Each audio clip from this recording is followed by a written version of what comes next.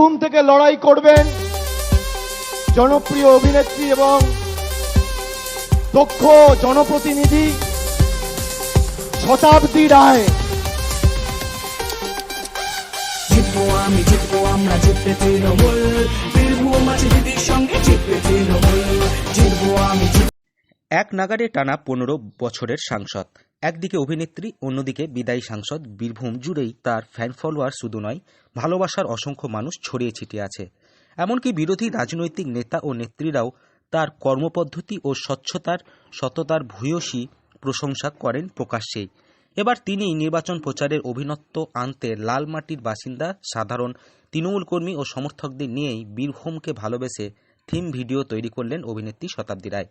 এলাকার বিধায়ক, মন্ত্রী থেকে শুরু করে পরিচিত তৃণমূল নেতাকর্মীরা তার ভিডিওর অভিনেতা এবং অভিনেত্রী। তারই লেখা ও গাওয়া গান, তার ভাবনা ও অভিনয়ের পাশাপাশি বলা যেতে পারে 25 বছরের অভিনয়ের দক্ষতা ও অভিজ্ঞতা তিনি মিলিয়ে মিশিয়ে দিয়ে এই থিম ভিডিও বানিয়েছেন। 2 মিনিট 35 সেকেন্ডের এই গানের কথাগুলি খুবই হৃদয়স্পর্শী ও বীরভূমবাসীর আবেগ ও উচ্ছ্বাস মেশানো। সুর দিয়েছেন পীযূষ। ডিজিটালি আপডেট করা, দাঁড়া বল। হ্যাঁ, ডিজিটালি আরো বেশি আপডেট করার জন্যই কি এই মানে থিম সং ভিডিও? হ্যাঁ, আসলে দেখো জেনারেশন পাল্টাচ্ছে। আগে এত হোয়াটসঅ্যাপ, এত সোশ্যাল মিডিয়া অ্যাক্টিভ ছিল না। তো যদি আগে তুমি গরুর গাড়িতে চড়তে, তারপর তোমার প্লেনের টাইম এসছে, তোমার স্কুটির টাইম এসছে সাইকেলের বদলে, তো সময়ের সঙ্গে পাল্টানোর সঙ্গে সঙ্গে তো এগুলো আপগ্রেডেশন হচ্ছে। সেরকমই একটা ফরম্যাট যেখানে আমরা গানটা করি।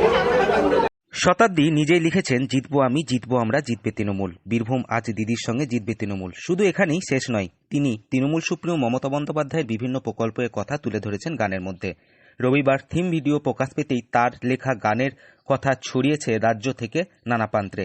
প্রকাশ হওয়ার পরই থিম সংটি কয়েক ঘন্টার মধ্যে হাজার হাজার লাইক এবং ভিউ হয়ে গিয়েছে।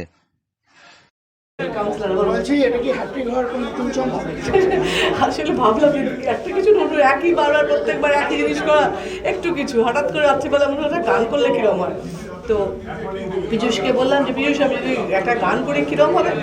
বললো যে ঠিক আছে। এখন ঠিক আছে, আধ ঘন্টার মধ্যে লিখলাম, লিখে পাঠালাম ওকে। যেটা বললো আমি শুট করে দিচ্ছি, করলো। বললো দিদি আপনি গাইবেন। আরো আমি গাইতে পারবো না। বললো না আসুন রেকর্ডিং করে। রেকর্ডিং করলাম, মজা, সবটাই কিন্তু মজার ছলে। এবং এটা একটা এই যে 2 দিন ধরে আমরা শুটিং করলাম এতগুলো আমাদের ছেলে মেয়েদের নিয়ে, তৃণমূলের প্রত্যেককে নিয়ে, সেটা একটা আমাদের মজা হলো, একটা পিকনিক মতো হলো। যে 2 দিনের শুটিংয়ে আমরা পিকনিক করে একটা ফান। জিতবে তৃণমূল। বীরভূম আছে দিদির সঙ্গে, জিতবে তৃণমূল।